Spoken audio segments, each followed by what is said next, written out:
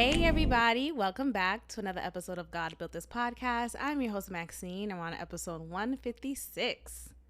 This is going to be a public service announcement. Let's start off by serving you with this public service announcement. Now, if you are a woman listening to my podcast, first of all, thank you, because it's like 4 of y'all who listen who are women, because according to my analytics, I have 70% of male listeners. Okay. I guess my rhetoric, maybe my tone, my delivery is too harsh for the average woman, maybe. I don't know, but a lot of men fuck with me, it looks like. But hey, I appreciate each and every listener. But if you happen to be that 1 out of 4 women who listens, and you know what's so funny? I know one female listener, at least one who's consistent, who reaches out to me. Shout out to you, Nagai, who I used to work with years ago. And maybe there are other listeners who are female who I don't know personally who do listen. That's great. But I don't know. But anyway, this is for y'all, for women who listen. If you use sex toys, specifically battery operated, electrically built devices to get pleasure, stop. Hello, is my mic on? Stop it. Stop now. And I am here to break down the walls of deceit, because for so long, the feminist movement, and I feel so ashamed now to have been a part of that movement in my early 20s. You know how you're just out of college and you find a political cause that you could like ride the tails of, and that's what it was for me back in the day. It was like this moment of me finding my political voice and being this woke person, and it was fun. It felt cool. I felt important. Oh my gosh, I'm gonna be the president. It felt great, right? But I would always just find something to be like so steadfast on.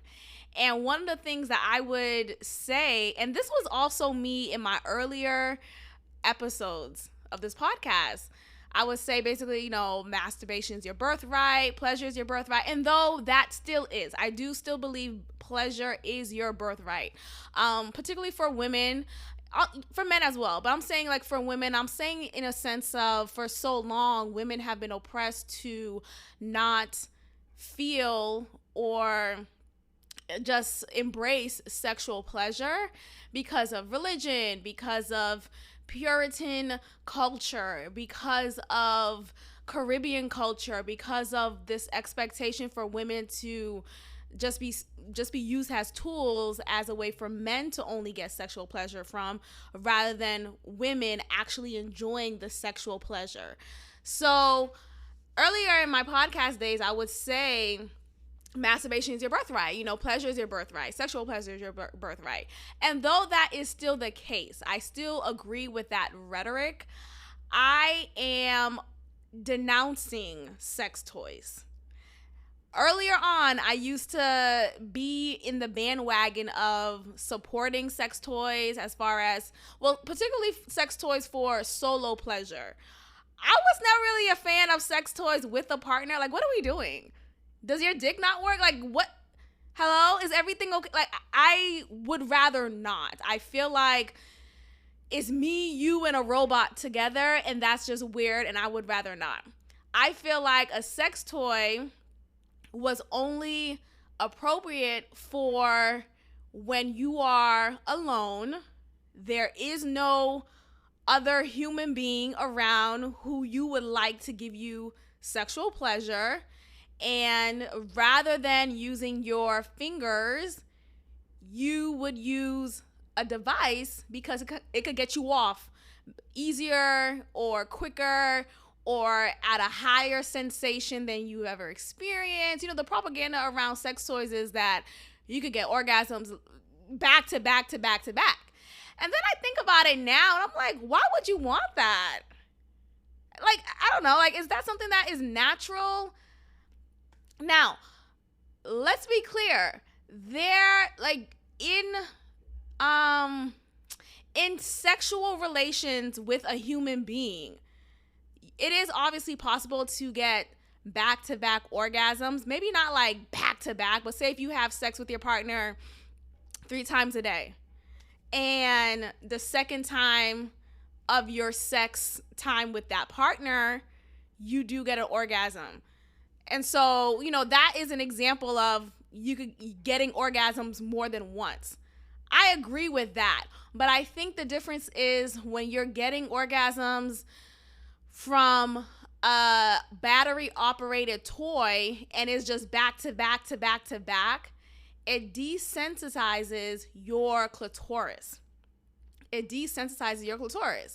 And now the rush, the vibration of the device on your clitoris is what's expediting the orgasm rather than it being a natural orgasmic experience had you had it done from a male penis, right? A real human being who's a male and his penis.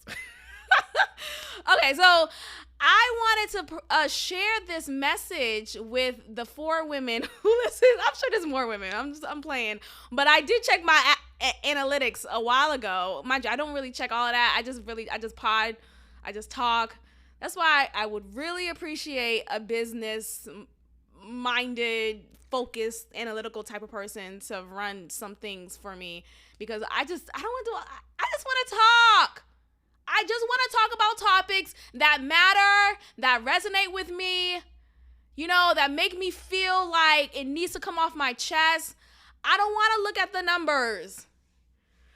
Anyway, when I was looking at the numbers, when I just happened to check, because the platform that I released this podcast on makes it very easy to look at them. So that's pretty cool. And I just happened to see, wow, I got 77%. Last time I checked, male viewers. So that's just pretty cool. But anyway, I was looking at this Instagram clip a while ago. It just came on my feed by this guy who I follow, this like organic Black guy who moved to the tropics of Costa Rica. Apparently there's a Caribbean side of Costa Rica. And I guess by Caribbean, it's not populated with Spanish speaking Latin folks, right? I guess that's what he means by that, is more Black people there. But anyway, he reposted an Instagram reel of this woman who's this like natural ayahuasca type of woman, I guess. And she's talking about a sex toy that's called the rose. And it's literally shaped as a rose, y'all. I haven't used this sex toy. We'll talk about, anyway, I haven't used a sex toy, but she used this she was talking about this sex toy that's shaped as a rose. I think it's literally called the rose. And there are some reports and some, I guess, facts found about this sex toy and how it desensitizes the clitoris, but it has potential, or has already created potential in some women to lose or to just become less of a keeper of eggs. Your egg counts are lowered, or you just like, it's not good. So basically your womanly features are now diminished because of a battery operated device that you may use too frequently, or maybe you used it just the amount of times that you shouldn't have, and it resulted to you possibly having less eggs and just a desensitized clit. Now, I'm going to see if did I save this video? Because I thought that was so fascinating. But she said some really interesting facts in it that just really threw me for a loop, and it made sense, right? But what's so funny about that is, for so long, that wasn't the rhetoric, right? The rhetoric with with sex toys, with masturbation specific sex toys is just pleasure. Like, owning your sexuality, making yourself feel the pleasure that you don't need a man to feel from, man. It's more of the rhetoric of pushing the man out of the picture, right? You don't need a man to have a family. You don't need a man to be whole. You don't need a man to take the trash out. You don't need a man to have sex. And all these things are deceitful. These are lies. And there's so much propaganda pushed out about that. And when I came across this Instagram post, I was like, wow. Mind you, I have since stopped using a battery-operated device to get me off, right? So this wasn't the breaking point for me. Like I haven't used one in a couple of years. But what made me stop using it was I noticed a tingly feeling when I would pee. And I'm like, damn, do I have a UCI again? Fuck. I used to get them a lot back to back when I was younger. I mean, it's natural. Let me just make that very clear. But sometimes some uteruses or just some vaginas in general would grow more bacteria than it needs to, and the excess of bacteria will result in a UTI, a yeast infection, bacteria vaginosis. That was specifically what I would get. Bacteria vaginosis, back to back. Like, damn, I don't want to take the pill again. Okay, but I used to get them a lot when I was young. I don't know, somehow it just suddenly stopped. Praise the Lord. But yeah, so I just thought it was another case of that, right? So I went to the hospital, I went to the fucking clinic, okay? I went to a doctor and I was like, hey, I may need to get that BV pill again. And he's like, actually, your test results are negative. Everything panned out right. Your pee looks good. We ran the tests. You look fine, Maxine. What's the problem? Well, when I pee, it tingles. And so instantly in that moment, I was talking to my doctor, who was a man at the time. I mean, he's a man, period. Not he didn't transition, but he's a man. And he was actually a very handsome gentleman. Like, oh my gosh. And I'm like, oh, great. I got to tell him about the time when I use a vibrator for too long. But I'm sure he's heard more things like that in his practice. So whatever, I just had to share it. So I said to him, because after he said to me, yeah, everything is negative, you're fine, the test results came out negative. I'm like, okay, well, let me just go ahead and tell him I've been vibrating a lot. I've been using this vibrator for a little while now, and I think it has something to do with that.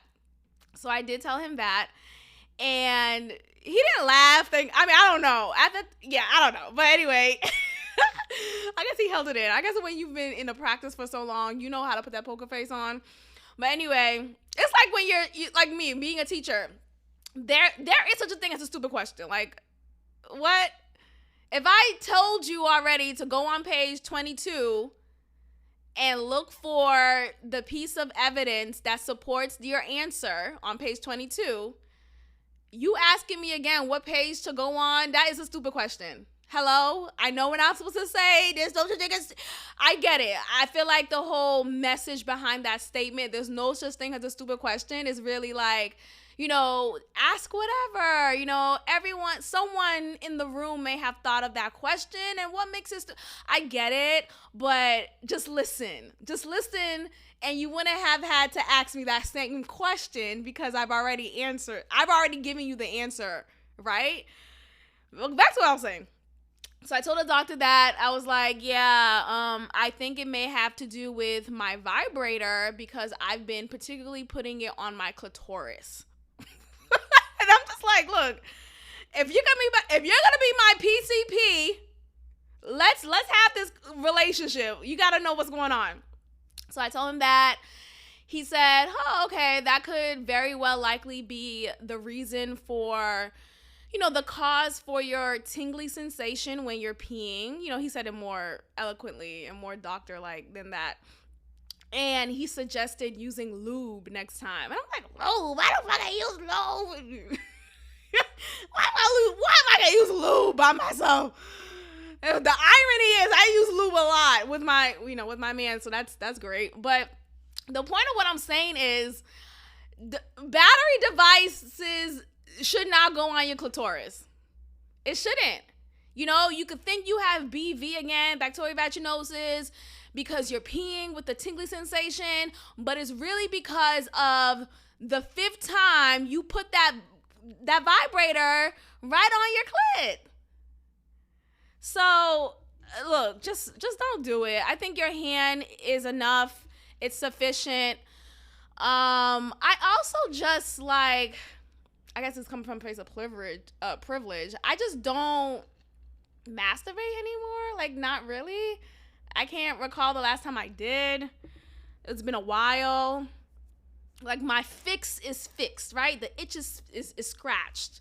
So that's great. But I also just feel like sometimes when we overuse something that is not meant to be used in a particular way, when it's done, or when you finally have the opportunity to have sex with a human person, now that sexual experience may be tainted, and it may take a while for it to be a natural, organic experience, because for so long you've been getting off by this robot. I'm sorry, your man is not going to be able to lick your clit 30 miles per hour like your battery deviced electronic vibrator can. That's not supposed to happen. And we get so committed to these devices. You know what I mean? Oh, well, my phone could do it, right? My phone gives me access to everything I need, right? But sometimes you don't need to use your phone. Sometimes you just go ahead and go on a walk and you'll explore the restaurants around the area. You don't have to go on your phone and go on Yelp and Google the restaurants around you, the 5-star restaurants. Maybe you just need to walk around your neighborhood and see what's going on, feel the vibe, go with the actual energy, right? And go from there. Okay, so anyway, I just felt like I needed to say that to some people. But there is an article that I want to reference that I came across. But basically, there is danger in sex toys. And this article is called Dangerous Sex Toys, What You Need to Know About. This word is hard. It's spelled PHTHALATES. So, phthalates, I don't know, phthalates, whatever. But it is a family of chemical rubber softeners used in many sex toys. And it is unsafe for intimate contact. Now, if it's unsafe for intimate contact, why the heck is it used in sex toys, right? Why would it be used? See, there's an agenda here. What's going on? But basically, the FDA cites phthalates has a probable human carcinogen, but there is no legislation pending to keep them out of sex toys, which is ridiculous. Now, a human carcinogen, let me look up what that is specifically. Let me see. A carcinogen is a substance. Oh my gosh. A carcinogen is a substance capable of causing cancer in living tissue. Yeah, so ladies, just put the vibrator down.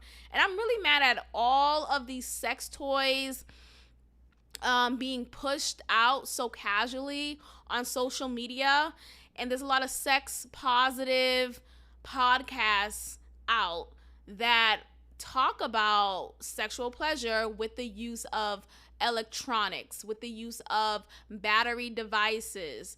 And a lot of these, if not all of these devices, are made out of phthalates. If I'm saying the word correctly. I hate how you. Let me see if there's a way for me to hear my computer say the word. You know how they allow you to pronounce it? Okay, hold on, because I am really bothered that I can't say it. Let me try. Phthalate. Okay, it's called phthalate. That's how you pronounce it. Okay, so it's phthalate. Again, it's spelled PHTHALATE. So phthalate. Okay, so I'm gonna go back and say what I just said. So phthalate is a family of chemical rubber softeners used in many sex toys. And phthalates has a probable human carcinogen, which is something that is a substance that is capable of causing cancer in living tissue. So this is very dangerous. Not only is it dangerous because you are desensitizing your clitoris, your vagina as a whole. Not only is it dangerous because you may decrease your ovarian eggs, but it's dangerous because your life may be at risk. Like, you may literally put your life at risk because of this agenda to push the man out of your sexual pleasure just lifestyle. So yeah, that's crazy. When shopping for safe sex toys, choose ones that are oh my gosh, phthalate. Did I say it right again? Hold on, I'll try again. I really have a thing about making sure I say words correctly, and I just want to be a good example. So let's try again. Phthalate. Yeah. Phthalate. Sorry, phthalate. Yeah. So I'm sure there are phthalate-free sex toys that you can choose, but I feel like still there are other chemicals probably in that phthalate-free safe sex toy, quote unquote, and it may still be a cause for challenges that you do not want, right? You don't want to continue using a device that may cause infertility in you. And I'm seeing, according to this article, sex toys may also cause diabetes. Like, there's a plethora of danger that you can experience just because of a device that you're using on your clitoris, when instead just find somebody. Now, look, I understand the privilege of what I'm saying. Like, oh, just find somebody. Like, make it just, it's not a big deal. Just find some. And I get there are a lot of people out there, a lot of women out there who may not feel comfortable having sex with actual people. And I say that, it sounds like a weird comment to say, right? But a lot of people are not comfortable being physically intimate with other people. A lot of people are not comfortable with showing their bodies to other people. They're not comfortable in their own self, right? In their own skin. They may have experienced sexual trauma when they were younger. And so since then, they've hid their bodies and they don't feel I get all of those reasons. I think though you have to reach a point in your life when you want to have a sexual, healthy lifestyle, and when you allow your previous experiences or things that have been done to you to get in the way of your sexual positive health, then that's something that you need to explore and figure out. Like, it saddens me to think that people would rather choose a device that could possibly cause just a plethora of danger in your world, in your life, in your body, than finally reach a point in your growth, in your journey here on earth, and meet someone who could sexually please you. Like, there's look, there's apps for that. I remember when I was online dating, which I don't recommend. I mean, look, maybe if you want to just fuck, sure, do it. But like, it's annoying. When I was on these online dating apps, you have these weirdos just quick with the dick. Like, damn, can we go on a date first? But there are people available. There's an opportunity. That's the point of what I'm saying. But again, I get it. There are some people out there who are very just anxious, very just awkward, and no shame on you for being awkward, but I think that's also an obstacle that could get in the way of you experiencing sexual pleasure with another human being. And I just would hate, like, it saddens me when I hear, what's her name, Venus Williams, who's a virgin. Okay. Who else? That girl from Molly from Insecure. What's her name? Yvonne Orji. Beautiful woman. She's a virgin. And, you know, their reasons are, you know, they're waiting until marriage. They're doing it because God told them to wait, or they made a vow, and it. Okay, I don't want to keep on talking about that part because I feel bad every time I talk about that. I feel like I'm shitting on, which I am. I know I am, and I know I have shitted on women who are purposely saving themselves, quote unquote, for marriage, and you're 38. You're like, oh my God. I don't want to sound like a bitch by saying that. I'm just saying, like, I feel like the wholeness of life, right? Not to say sex is everything, but it's a lot of things, right? It's a part of, like, we are, you know how I say we are spiritual beings living in a physical vessel, in a physical body. A part of that spiritual being is a sexual experience. Hello? Is my mic on? Is that too weird to say? I think, though, to be a particular age and not have had sex, not have experienced orgasmic pleasure. Now, can I assume that Yvonne Orji and Venus Williams have used a sexually device-operated battery or, you know, a vibrator to get them off? Maybe. But I do wonder how do they come to terms with that, with their religious reasons for saving their bodies until marriage. But I'm not gonna save my body for this vibrator, though. Like, I don't know. But either way, I am denouncing the use of sex toys. I don't even care if there are safe, sustainable sex toys that you could use as an alternative. I still say no. I think, look, if there is no physical body around who could give you the sexual pleasure that you deserve, then sure, use your fingers, right? Masturbate and use your fingers. Use that. And honestly, I don't even recommend using a non-battery device. And what I mean by that is, like, there are other things you could use, right? Like, you could use a pencil, you could use a marker, you could use a flexi rod, roller set. Like, there are things, you could be creative. Trust me. I know. But I still say don't use that. I say don't use it because you don't know what the hell is that made of. You don't know if there are chemicals, which I'm sure there are. Chemicals are literally in everything. And so you don't want to put that inside of you. Like, your vagina was not made to be inserted with a battery. It wasn't. It was made to be inserted with a penis. Right? So I just use your hands. If you need to masturbate, which I'm not saying don't. I'm not saying don't masturbate.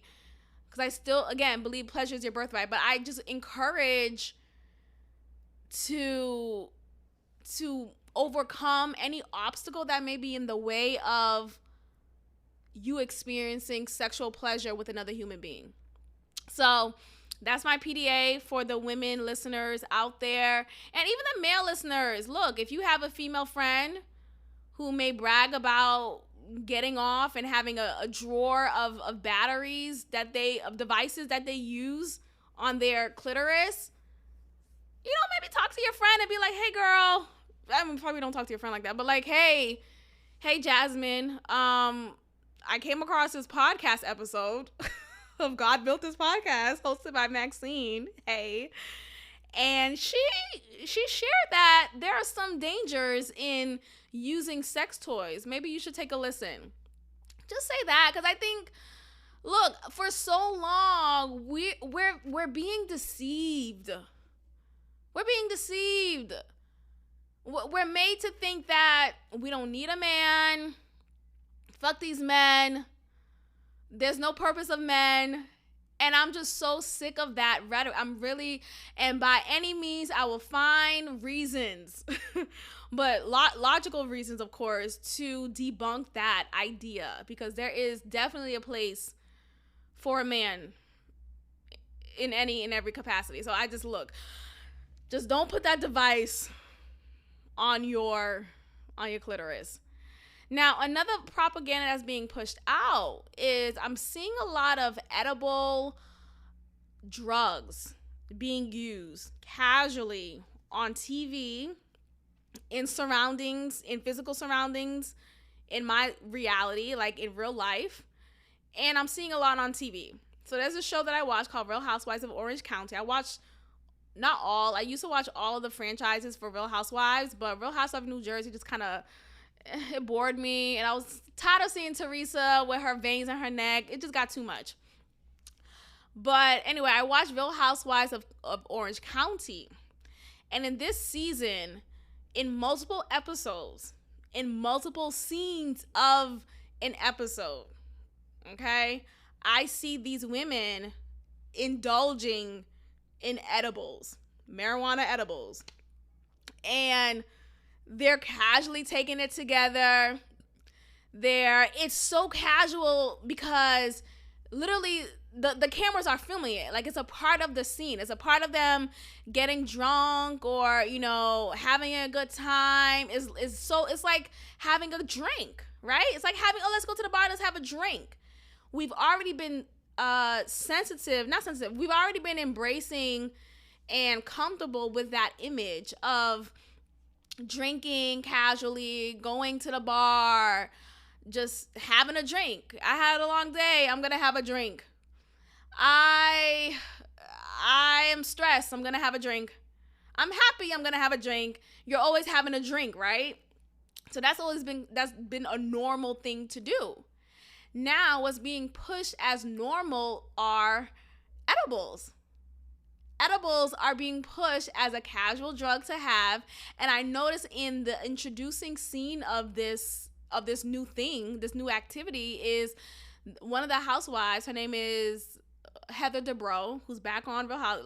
If you guys watch Real Housewives of Orange County, you know who Heather Dubrow is. And she was she was initially on, she was in the earlier seasons of the show.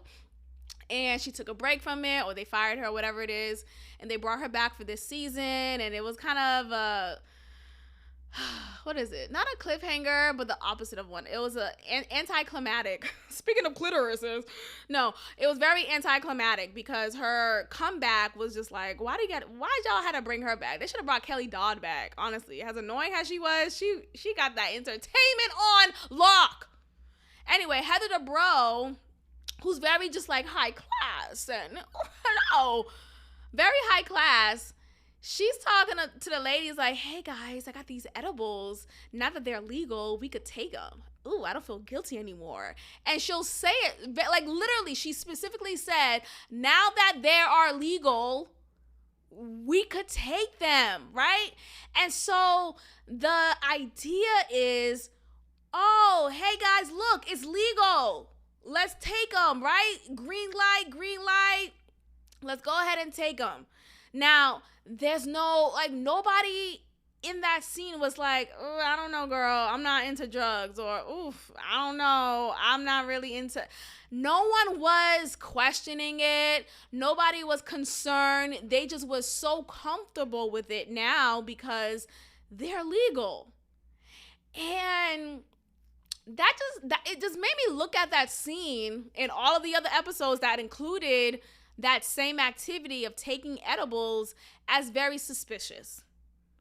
It made me look at it as very suspicious because what is the agenda here?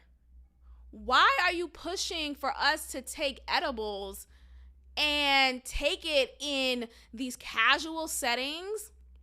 Oh, I'm having a girls' night. Oh, I had a long day at work. Oh, I'm so stressed about my relationship.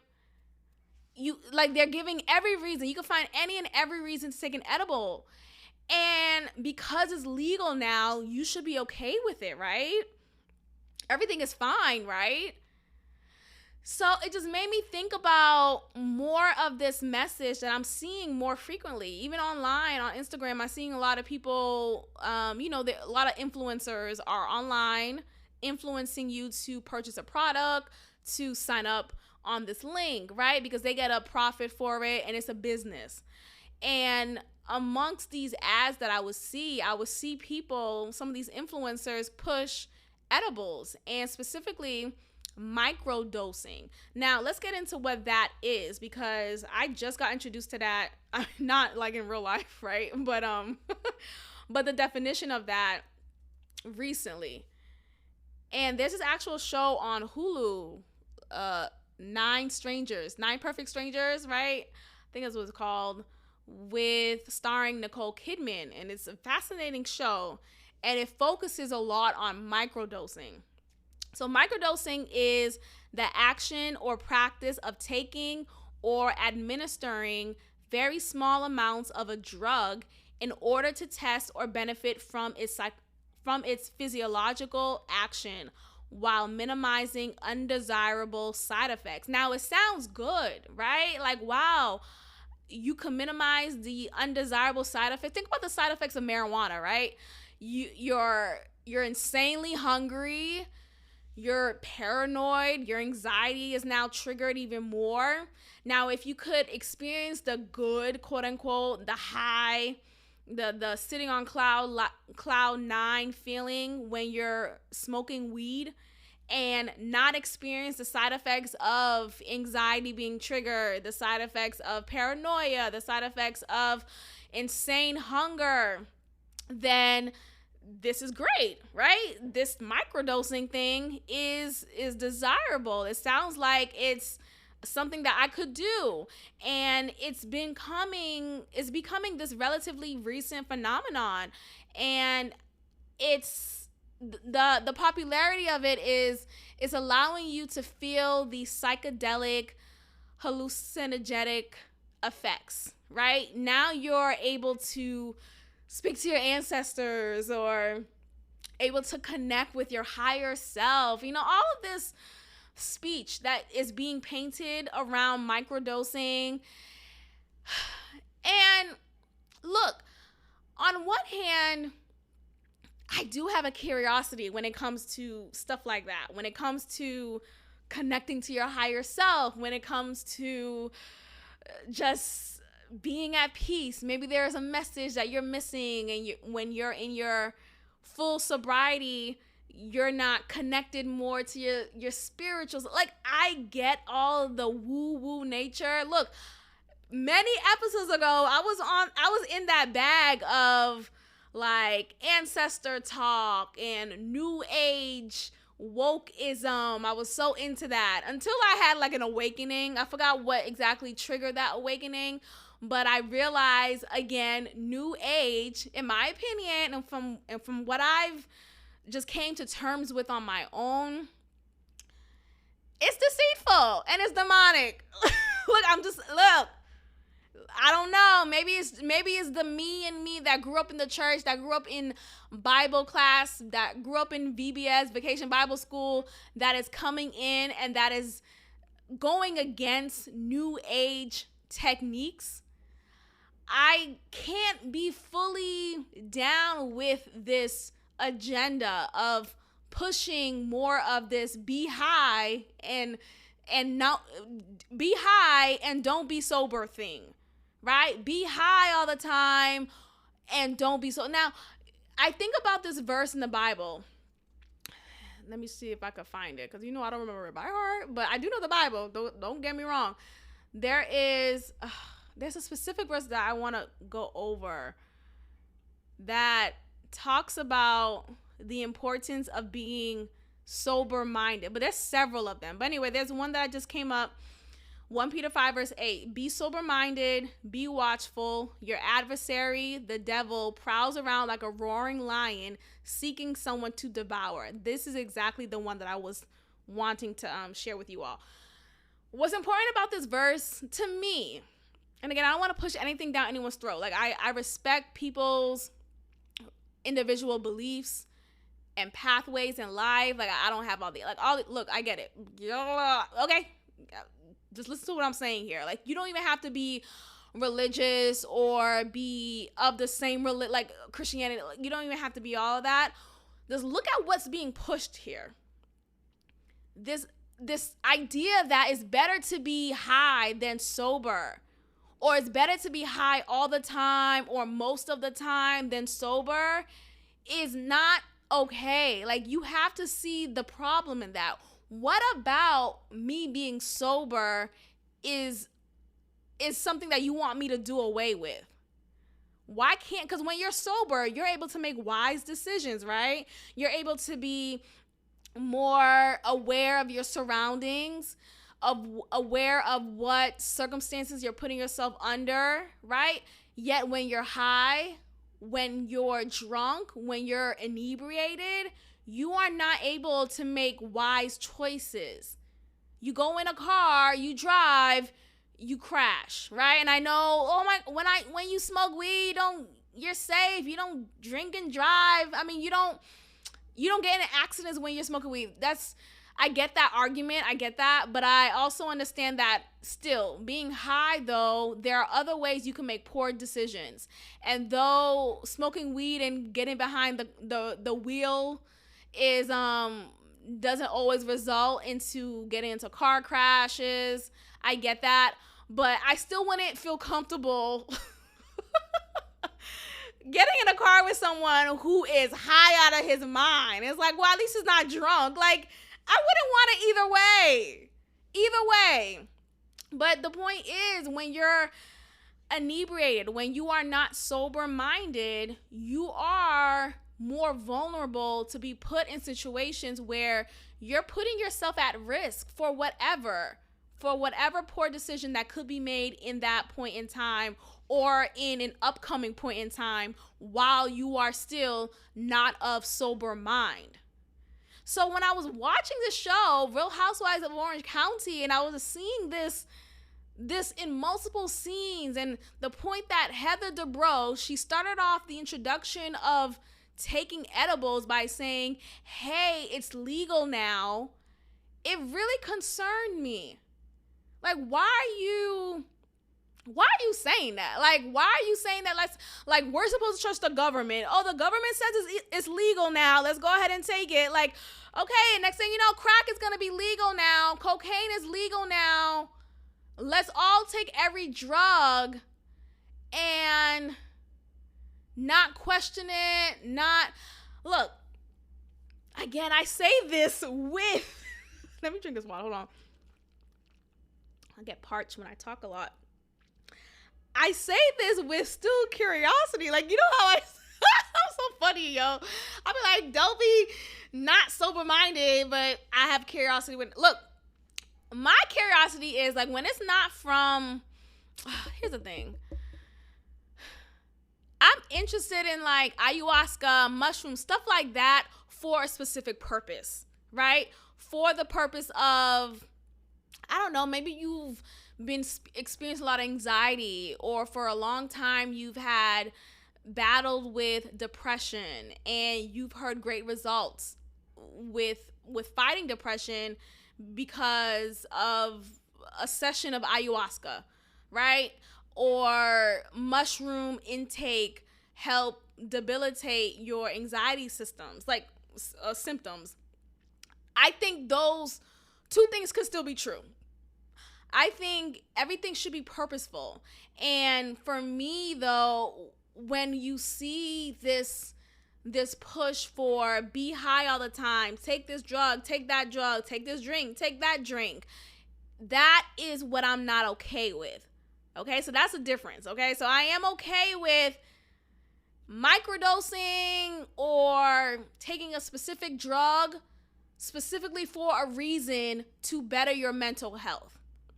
That is okay in my head. I'm not trying to push down anyone, but what's not okay for me in my head is this consistent push to be high all the time and to be not of sober mind. That is what I find to be strange, and what I just don't co-sign. So there's that. There's say no to sex toys, and say no to always being high. Like, I don't even want to drink like that anymore.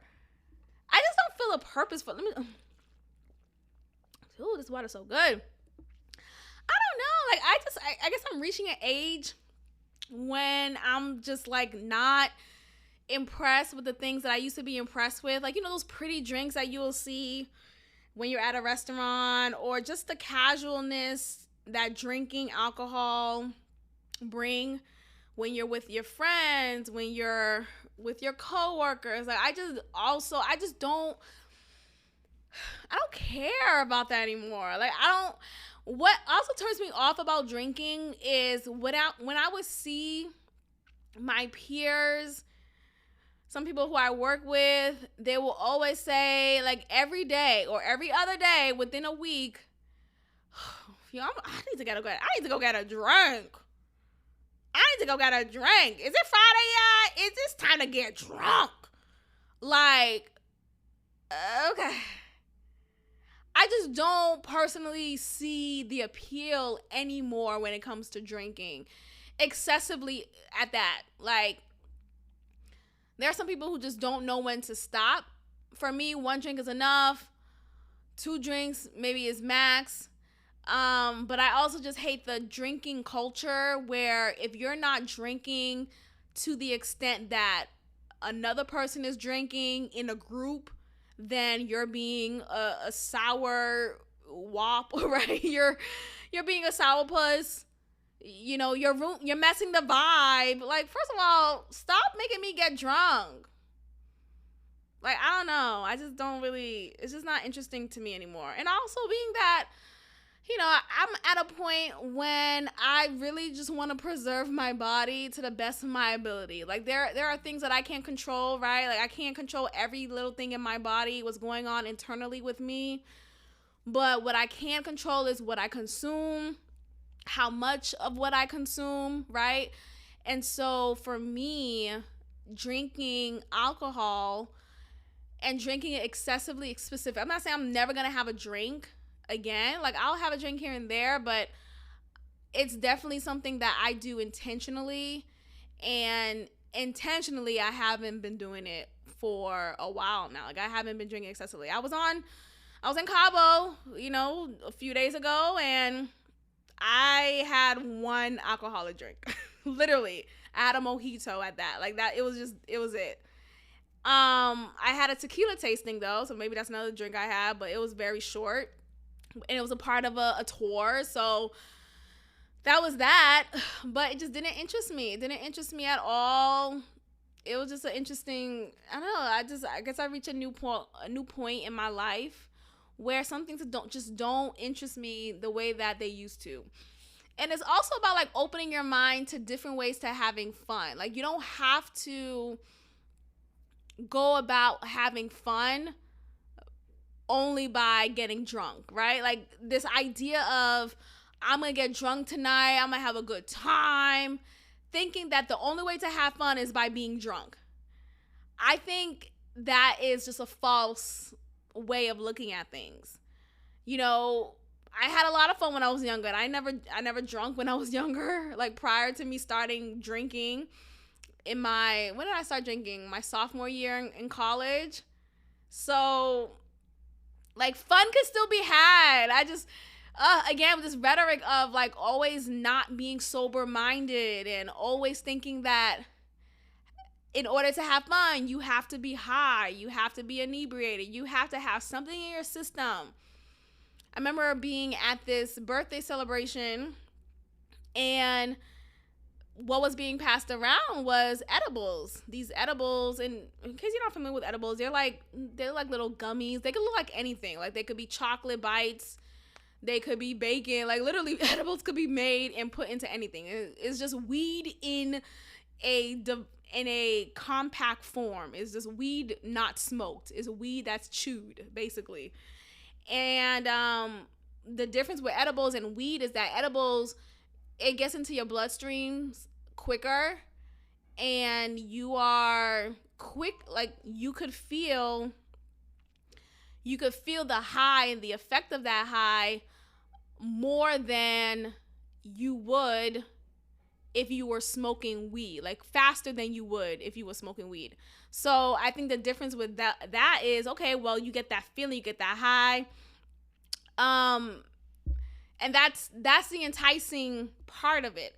So anyway, I was watching several of the people who I was at a party with passing around these edibles, and they offered me, oh, Maxine, do you want something? You know, whatever. And it's like, no. No, thanks. Thank you, but no. Thank you, but no. But I was looking at the scene objectively, right? I was trying to put myself out of the scene, and I was looking at it, and I was like, wow, look at the normalization of this. And do I sound like a fart, like a big fart right now? Like, oh my gosh, this bore. Okay, grandma, you want to be so well aside. Again, I'm not, look, what I'm saying is basically, I think there is nothing wrong with sobriety. You know, and there's purpose in being sober. But I think, yes, you can drink, get high a little, you know, do that. But I think you should be mindful of the amount of times that you do it. I think you should be more sober than you are high. Like, I remember I went on the date, my very first date with Boston Bay. Oh my gosh, I would never forget. And we went to this restaurant, and he's like, yeah, I'm high as fuck right now. And at that point, that should have been the red light for me, right? That should have been the time for me to be like, check, please, I gotta go. But something about his eyes, I don't know, he had these like crazy eyes that I just, it called me, right? Anyway, but he told me he was high as fuck right now. And he said also in that moment, he literally laid everything out on the table. That he's high as fuck, that he's always high. Like, most of the time throughout the day, he is high. He smokes when he gets up. He smokes as soon as the high gets down and he's able to smoke, right? If he's able to get home real quick. He smokes before he goes to bed. Like, he is always smoking, always. And with his job, they don't do tests. Like, they don't do drug tests. So he's able to smoke very comfortably. And it's like, okay. And he said all this to me on the first date. And it was also said on the first date, he told me that his father's a dope fiend. Like, he literally said those words. Yeah, his father's a dope fiend. Yeah, he does every drug in the book. And like, I just didn't know. I was so fascinated with his honesty. Like, I was sitting there and I'm like, how did we get here in this conversation? Like, I was really fascinated with his honesty, because I was like, never have I experienced anything like this, right? I haven't met someone who was so forthright in sharing that I have a drug addicted parent, right? And I am also drug addicted, but it's not all those dope. It's not the dope that my dad does. It's just weed.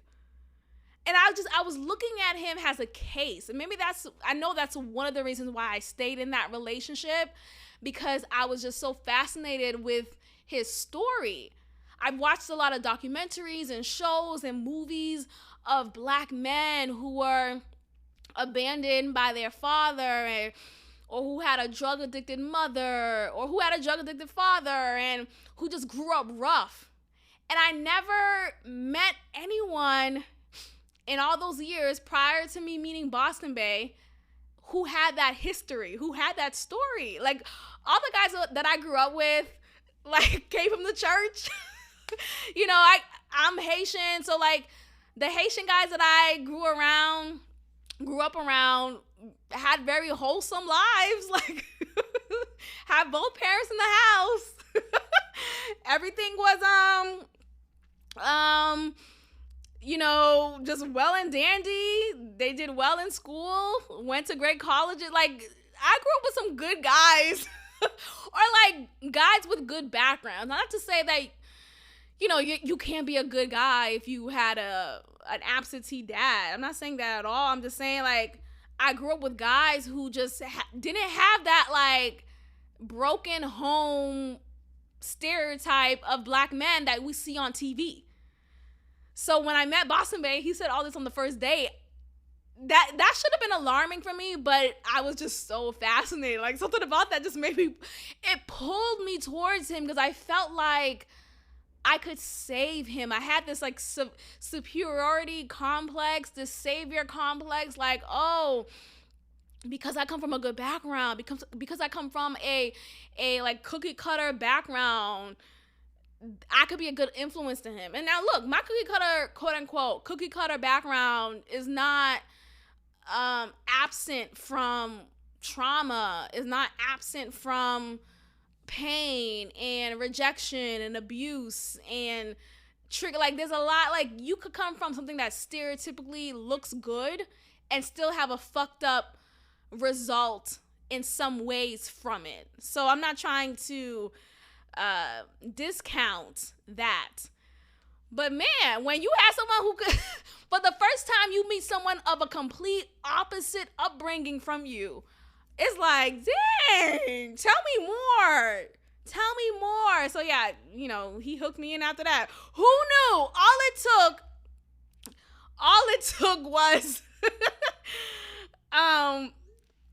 was to date someone who had a drug addicted father for me to be so into you. Like, what the fuck? That's all it takes for me. The embarrassment. Okay. The embarrassment. So anyway, why did I bring that up? I brought that up because I feel like I think it's necessary for us to be mindful of our intake of drugs, of alcohol, of all of the things that are not necessarily helpful to your sobriety, to your mind. And if you have to take a drug for intensive purposes, I think it's okay to do so, right? If you're doing it for the purpose of wanting to aid your mental health challenges. So that's just my perspective on it. If you disagree, that's totally fine. No big deal. Okay, I came across a post on Instagram that was given a disclaimer. And what's interesting about Instagram now, and has been for a while since the pandemic been around, is there's this whenever you post something that's anything COVID related, you can have an image that says shot, literally SHOT, and there's a disclaimer on the image that tells you to click this link if you want to learn more about COVID-19 from the CDC. Like, you will have these disclaimers purposely set every time there's a word that may trigger any information about COVID-19, because they don't want you to believe anything that's misleading, anything that's considered misinformation, fake news. So, okay, now they're doing it for an image that I came across, and this image is called The Sleeping Lady. And the disclaimer is telling you that verifiable fact checks have been done on this image, and it denounces the idea of this image being of a sleeping lady. Now, let me describe this image to you. So there's this image of a mountain in Alaska, and if you look at it from a bird's eye perspective, because that's how the image is taken, like from a distance and from a particular angle, and it looks like a woman is sleeping on the mountain, like a elongated woman, like a giant woman, not like a little, like regular average woman size. A giant woman is sleeping on a mountain, like she's resting her head, or it looks like she's like crying and she fell asleep in that crying pose. So it's those types of images that it present, right? So while this image was being posted, the disclaimer is saying that a verifiable fact check is saying that this image is false and is fabricated and it's not based on a real mountain. And the story is that this mountain is in Alaska. And the picture was taken from a plane, and it went viral when someone posted on Facebook, and it got around to Instagram and yada yada yada, right? But the story behind this image, if it was true, is that it is in Alaska, is in a mount called Susitna, Mount Susitna, Susitna, and it looks like a silhouette of a woman who is sleeping on the mountain. And the story behind this is that it's a legend called the Sleeping Lady. And it's nicknamed that because, according to this legend, a woman fell asleep while waiting for her fiance to return home from war, according to Alaska.org.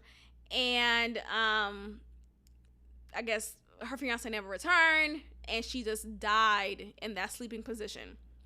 Now, the fact checker is saying this story is unreal. It's just an urban legend, or people just making it up for viral gain.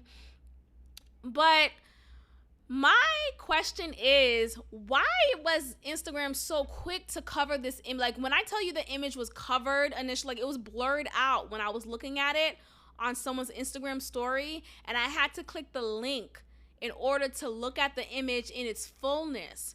So why was Instagram so quick to cover this image and provide this disclaimer? You know, why were they so quick to tell you, no, this is a lie, this is fake, don't believe it. If you want to read on, just know that all of this is fabricated, all this is untrue.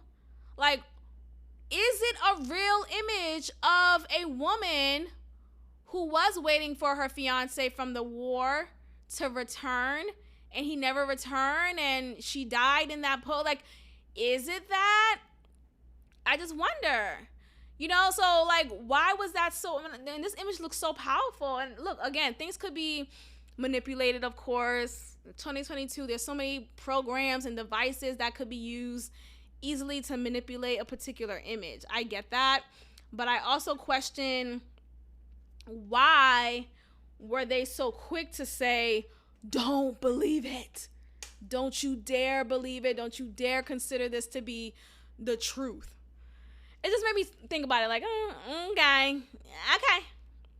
So yeah, that is just a fact check. I think ultimately there are things that we need to question. You know, why are you pushing me to pleasure myself with a battery device?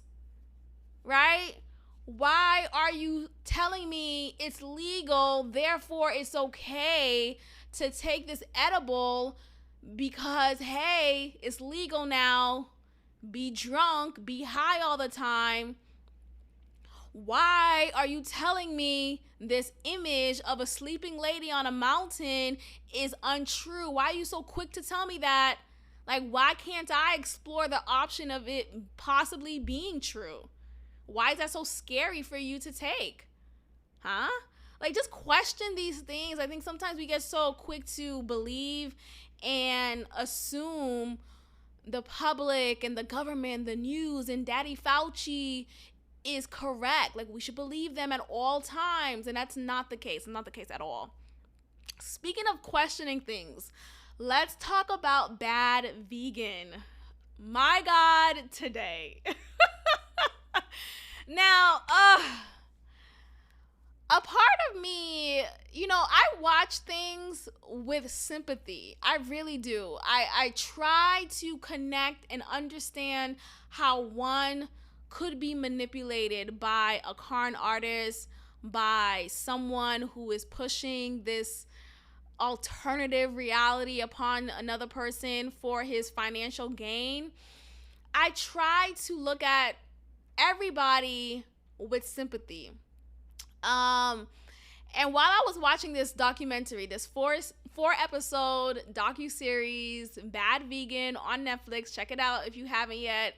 But it's very fascinating to me. It's fascinating how this woman named Sarma, who is a graduate of Wharton. Now, Wharton, let's talk about Wharton. Wharton is that bitch. Like, if you want to get a business degree, if you want to be respected in the business world, you go to Wharton. Okay, Wharton is a school of the University of Pennsylvania. It's known for its MBA program. It's known for generating big ideas, backing them up with incentive analysis. It's an Ivy League research university. Like, it's that shit. If you want to do business, you go to Wharton. If you want to be respected, if you want to get investors to invest in you, you say you are a graduate from Wharton. That is that shit. Now, so she's a graduate. Sarma is a graduate from Wharton School. And from then, she ran a multi-million-dollar business in New York City. Now, let's be very clear here. New York City is hard to run anything in New York City, right? It's hard to open a business there. It's hard to sustain a business there. It's hard to just at all sustain anything in New York City. So you mean to tell me you are a business owner of a multi-million-dollar industry in New York City? At the very least, I could assume that you're kind of smart. I think you got it going on. I think you know what you're doing. Okay, so she's an author of books as well that she pushed out based off of her business ideals and how she was able to make it so successful, and she was well respected in the industry. She marketed herself really well, and she connected herself to so many different celebrities. She was a woman who was respected, who you couldn't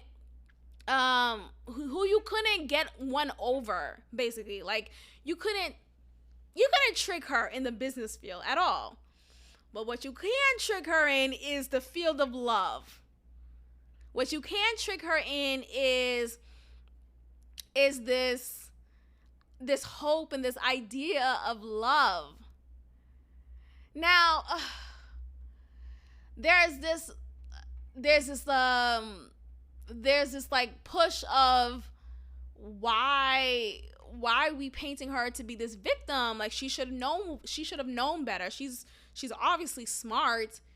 She obviously knows how to handle her business. How could she have been manipulated? Like, this woman is a smart woman.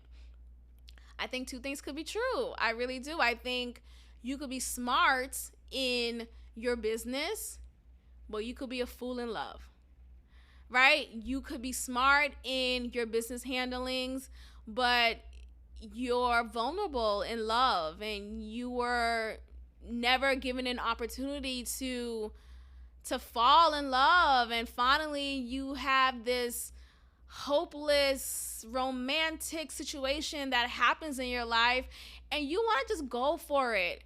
You want to just put your guard down and go for it. Now, here's what I do think. I think, though, there is still some responsibility that could be had, though. When she was presented with evidence that this man whom she was dated and eventually married and stayed married to for 4 years, like, first of all, what? But anyway, she stayed married to him, but prior to her marrying him, her coworkers, who were essentially her family, they were really, really close. She didn't want any kids. She doesn't want any kids. And so her idea of family was surrounded around her coworkers and her employees. Well, not really her coworkers. Like, She was the boss. She was the owner of the restaurant. So her employees were very close with her. She was very close with them. They had a close relationship. So there was a kinship there.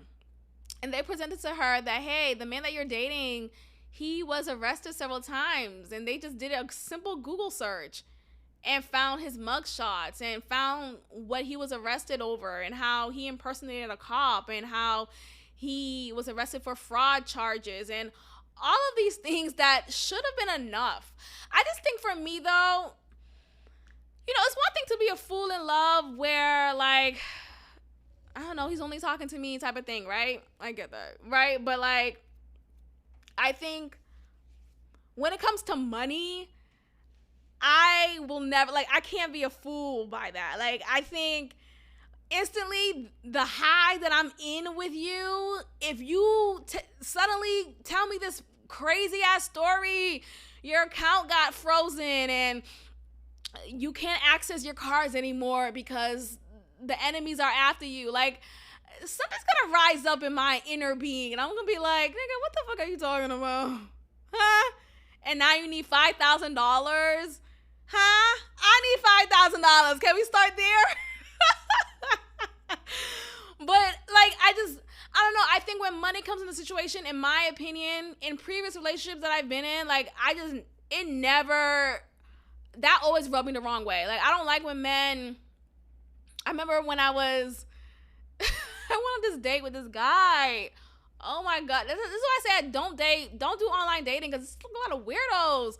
But I remember I went on this date with this guy who I matched with online, and after our date, I don't know where we went. We went somewhere. It was lackluster, whatever. But, I'm nice. We're going to have a conversation. It's cool, whatever. It's peace. I'm not going to dog you.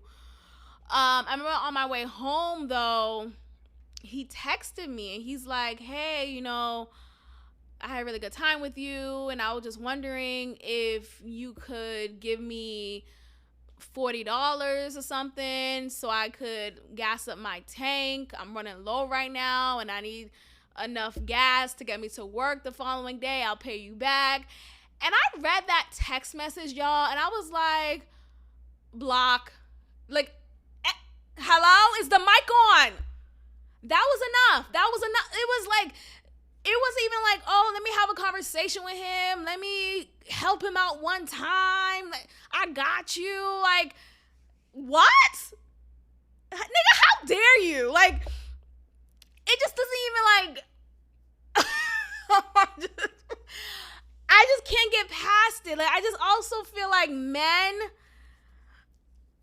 who are so quick to be down and out so quickly in the relationship and lay it down in front of you, I find that to be very suspicious. Like, I don't know, I feel like maybe if we were in a relationship for a longer time, and I don't know, but even then, I still find that weird, because I feel like I will want you to be a well-versed adult, which is why I prefer older men. I want my man to be an adult. Like, I want to learn from you how to make wiser financial choices, right? I don't want to get a text from you talking about, can I get $60 for gas? Like, what? Because ultimately, I see our roles in our relationship as, you are the provider, right? You're the one who is, not to say that I can't, anyway, you're the provider initially, right? Ultimately. And I want to feel, and you're the security, right? You're the security. And if you're texting me about wanting me to spare you $60 to get gas, I don't feel secure with you. I'm feeling very insecure with you. I'm feeling unsafe. I'm feeling in danger. What? I'm sorry, what? You want how much? You want $60?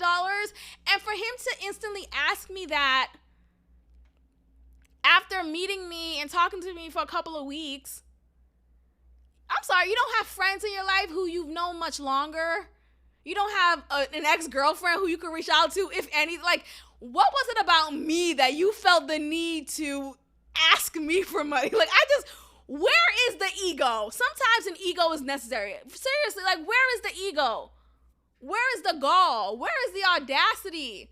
I mean, I guess the audacity was there because you asked me. But the point is, like, where is the ego to just be like, nah, I'm not going to ask her. Nah, I'll figure it out. Like, I want my man to figure it out. Before you even ask me, figure out another way. Nigga, go on the corner. Go on the corner and figure it out. Don't ask me for $60. So yeah, that really turned me off. It turned me off. So when I think about Bad Vegan and this woman who was loaning out money, taking out loans upon loans upon loans upon loans, and instantly and quickly giving it to this man who had mugshots upon mugshots, who had a sketchy past, who didn't have a clear description of what he does for a living.